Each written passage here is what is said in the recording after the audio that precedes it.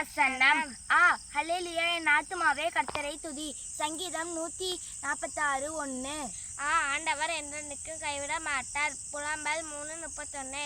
இயேசு கிறிஸ்து நேற்றும் இன்றும் என்றும் மாறாதவராய் இருக்கிறார். எபிரேயர் 13:8.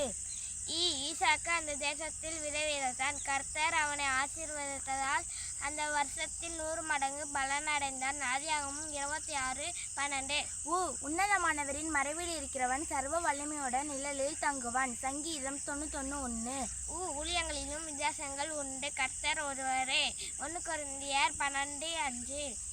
எனக்கு ஒத்தாசை வரும் பர்வதங்களுக்கு நேராக என் கண்களை ஏறெடுக்கிறேன். சங்கீதம் 121:1. ஏழைகளுக்கு இறங்கிறவன் கர்த்தருக்கு கடன் கொடுக்கிறான்.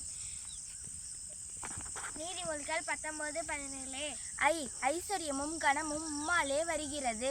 1 நாளாகமும் 29:12. ஒருவனுக்கு தீமைக்கு தீமை செய்யாதிருங்கள். ரோமர் 12:17.